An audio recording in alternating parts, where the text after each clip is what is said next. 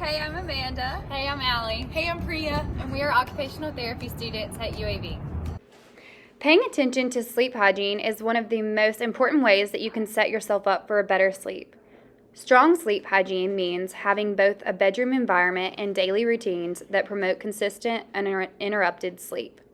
Keeping a stable sleep schedule, making your bedroom comfortable and free of disruptions, following a relaxing pre-bed routine, and building healthy habits during the day can all contribute to ideal sleep hygiene.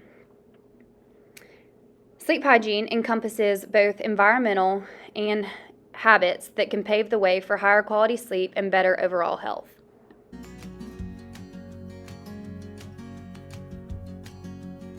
Today we're going to tell you what our version of occupational therapy is. So OT is a form of therapy that encourages the use of meaningful activities. OT addresses activities of daily living, and sleep is one of the most important ones. An adequate amount of sleep directly affects the way you perform activities, including meaningful ones to you.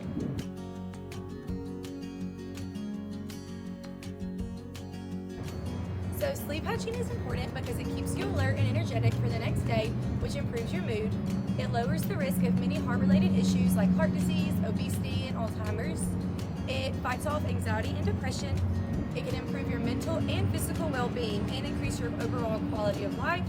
And sleep hygiene can also lead to other benefits such as improved immune system, enhanced muscle repair, and increased energy levels. An adult should get an average of at least 7 hours of sleep a night, but I know for me personally that is not always the case. I definitely feel a difference the next morning when I have not gotten a full night's rest. I like to use blackout curtains and the sound machine to improve my sleep, and I've noticed that I sleep throughout the night better and feel better and energized the next day. One thing that I've also learned that can be helpful before bed is to do yoga or to stretch. And while you're doing this, you can listen to calming and soothing music that will help you de-stress from the day, help calm your mind, and it leads to a better night's sleep and the fact that your mind won't be racing all night and that you can focus just on deep sleep. This is a great way for one to unwind and de-stress from their day. So having a good night's sleep is beneficial to your physical and mental health, and these are some good habits that you can incorporate into your routine for a good night's sleep. So consistency is a factor, so going to bed at the same time and waking up at the same time every day, even on the weekends. Best temperature for a room to be set for adults is between 60 to 67 degrees, and it's also important to make sure that you remove all electronic devices from the room, such as your phone, TV, laptops, because blue lights can cause you to stay up for a larger amount of time. It's also important to avoid large meals right before going to bed and avoid consuming alcohol and caffeine because it also causes you to stay up longer at night. And another good thing to do is to get some exercise during the day because exercise can help you fall asleep faster at night. It's also important to make sure that you limit the amount of naps that you take during the day as to it can keep you up longer at nighttime. And another optional thing that you can incorporate into your routine is taking a bubble bath at night or hopping in the shower right before you get in bed. And personally for me, consistency is the hardest one of these things to incorporate into my routine because I love to play on my phone at night or I like to sleep in on the weekends, but it is something that I'm trying to better to make my sleep hygiene a lot better so I feel better throughout the days. So personally for me, my favorite things to do to unwind before bed is to take a warm bubble bath so I get into my bed clean and the sheets are all clean. I love to spend time with my dogs. I do have 2 of them, so spending time with them makes my life a little bit less stressful. And then I also like to drink my nighttime tea. Once I get in bed at night, I tend to find myself to get straight on my phone, and I will stay on there for an hour and a half and realize that the time has flown by. But lately I've been trying to read instead at night, and I have definitely noticed an increase of being able to go to sleep faster and to sleep throughout the night. We personally think that it is good to establish a bedtime routine, and so we would like for you guys to write out what your typical bedtime routine is and the steps that you normally take, and then think about possible changes that could be made to increase your night's sleep and to make a better routine.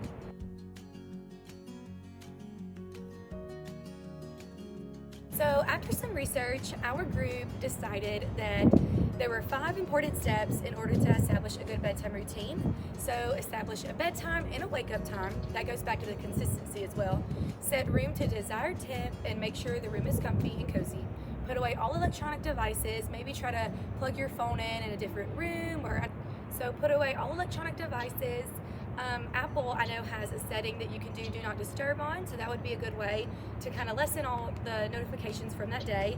You could have a glass of water or a glass of tea. You could journal or read a little before falling asleep.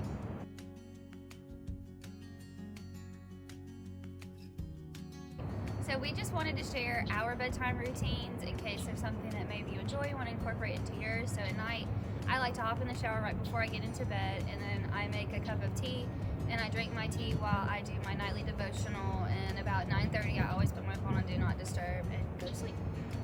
My personal nighttime routine kind of depends on the day and changes.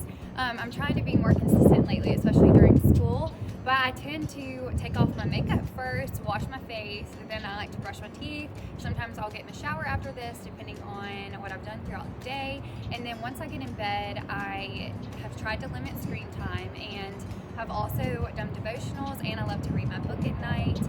Sometimes I like to listen to calming music, and then I turn off all my lights and turn my sound machine on and turn my phone on Do Not Disturb for a good night's rest. So what I like to do before bed to try to get a good night's rest is I like to take a warm bubble bath and wash my face.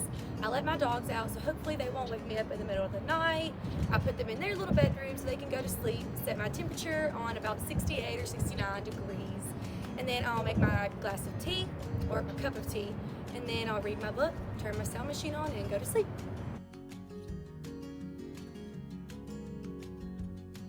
Another important aspect of getting a good night's rest is nutrition. So I'm very guilty of wanting to eat sweets and chocolate, before bed. I do love my Cokes and, my Dr. Peppers, but I've learned to cut back on all of that, so maybe I'll sleep better. And I have been trying to do that this past week, and I actually have noticed a huge difference.